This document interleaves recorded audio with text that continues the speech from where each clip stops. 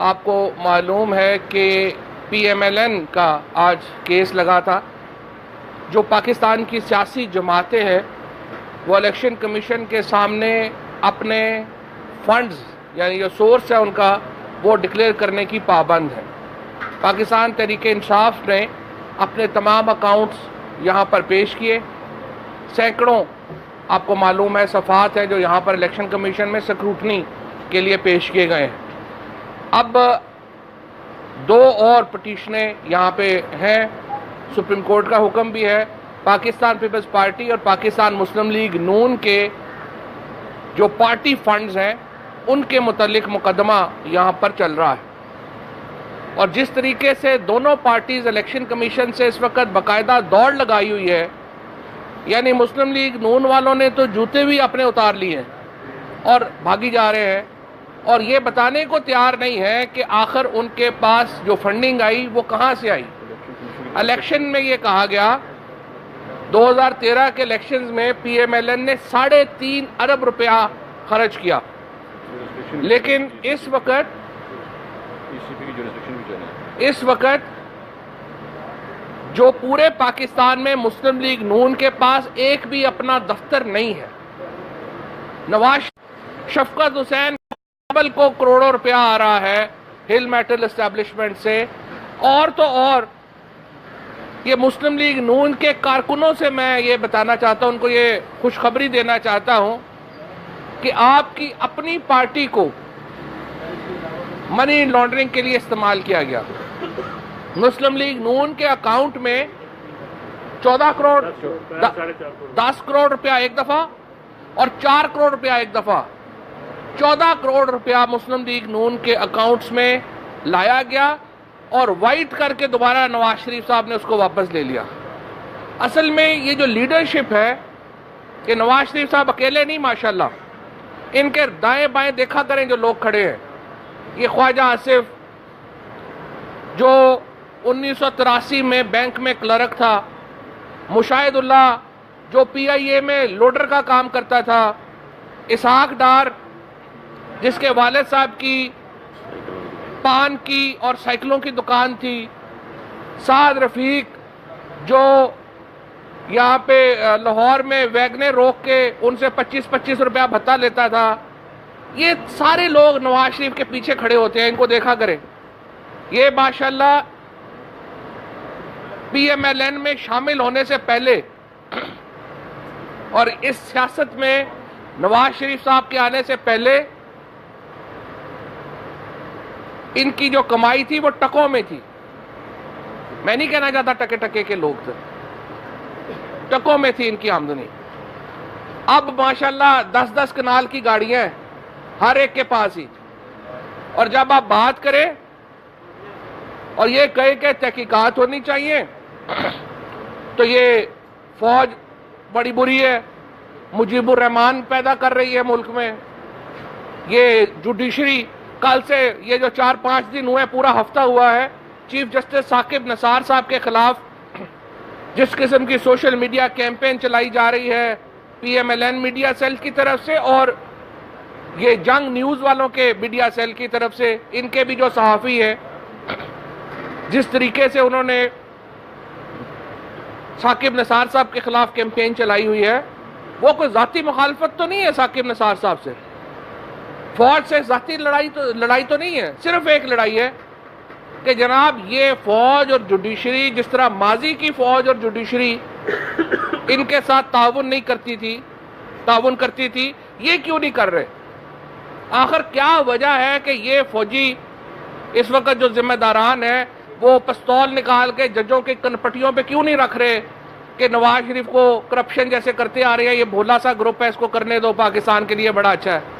ये जो जुडिशरी है ये क्यों नवाज शरीफ को कह रही है कि जी आप, और मुझे तो ये समझ नहीं आती उन बेशर्मों से जो अब भी नवाज शरीफ के जलसों में जाते हैं और स्टेजेस पे खड़े होते हैं। क्या आप बताना चाहते हैं कि पाकिस्तान में सियासी इखलाकियात का कोई मयार नहीं है? क्या पाकिस्तान में सियासी इखलाकियात का दिवालिया निकल गया है कि आप हमारे सामने 134 दिन मुकदमा चला, एक एक फैक्टर एक एक नुक्ता कई दिन डिस्कस हुआ। हमने देखा कि पापा ने भी कहा कि ये प्रॉपर्टीज के ऊपर झूठ बोला, आपी ने भी झूठ बोला, और फिर अब आजकल आप देखें कि गरीबों की बातें कर रहे हैं। गुची के जूते पहन के कौन जाता है जलसों में? ब्रांडेड महंगे महंगे मफलर्स पहन के गरीब तरीन लोगों की गुफ्तगू कर रहे हैं, और फिर भी पीछे खड़े हुए लोग हैं जो पीछे देगे बन रही हैं उसके ऊपर ही खड़े होकर तालियां बजा रहे हैं। इमरान खान और तहरीक इंसाफ का क्या मामला है? इमरान खान क्यों खड़ा है? इमरान पता नहीं क्या जी फौज के साथ मिलके, जुडिशरी के साथ मिलके, और ये एक नैरेटिव, खसूसन ये हमारे जो जंग ग्रुप के लोग हैं जो ये नैरेटिव रोज देते हैं कि पाकिस्तान में दरअसल करप्शन के खिलाफ जंग करना, नया मुजीबुर रहमान पे पेश करना है। ये बताना चाहते हैं कि हमारा सियासी दिवालियापन है, ये हमारे लिए ये जाहिर करना चाहते हैं।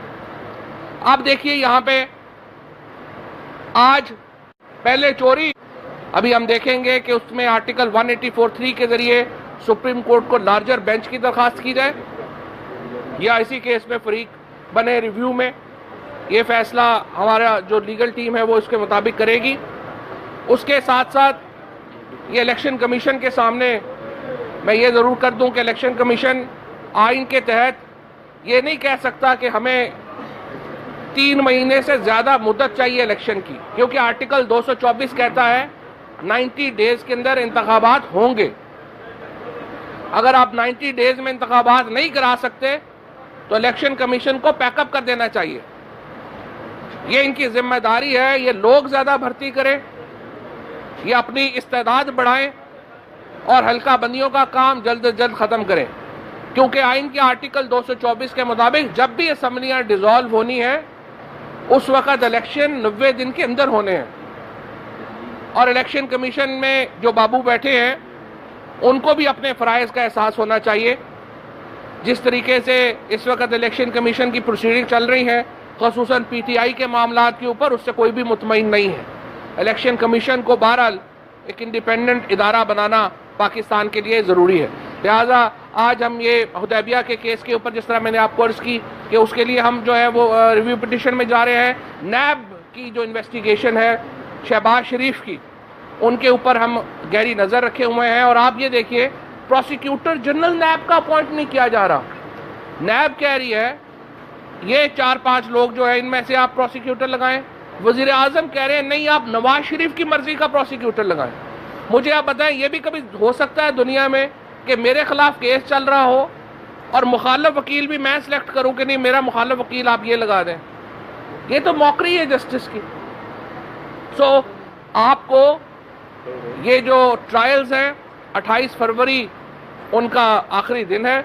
हम पूरा एहतसाब अदालत से और अदलिया से यकीन रखते हैं कि ये उन्हीं मुकर्ररा दिनों तक ये केस जो है वो मुकम्मल होंगे।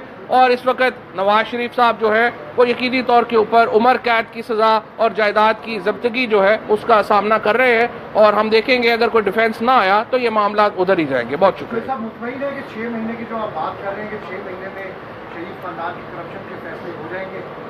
देखिए, जिस तरह से प्रोसीडिंग चल रही हैं, एविडेंस हो रही है, और जो हम उसको मॉनिटर कर रहे हैं, लगता यही है कि अगले 20 दिनों में, 20-25 दिनों में ये मामला जो है वो सिमट जाएगा।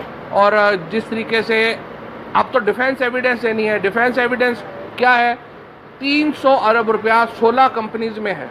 डिफेंस ये है कि एक कतरी ने 1978 में हमारे साथ इन्वेस्टमेंट की थी और 2002 में उसने हमें पैसे दे दिए।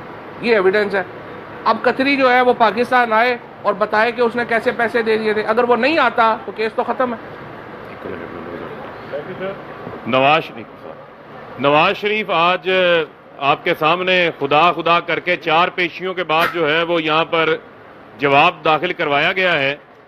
और उसके अंदर भी नवाज शरीफ जो है वो राजा जफरुल हक के पीछे छुप गए हैं बुज़दिलों की तरह, कि कानून के मुताबिक पार्टी के सरबराह वो हैं, रिस्पोंडेंट हमारी पिटीशन के अंदर नवाज शरीफ हैं, लेकिन वो मोदी के दिए हुए पैसे का, जो मोदी ने नवाज शरीफ के अंदर मुजीबुर रहमान की रूह फूंक दी है, उसका जवाब देने को जो है वो तैयार नहीं है। तो मैं यही कहूंगा कि मियां साहब शेर बने, शेर गीदड़ ना बने। यहां पर आकर जो है वो अपनी पार्टी अकाउंट्स का जो मनी लॉन्ड्रिंग की है उसका जवाब जो है वो आपको जमा करवाना पड़ेगा।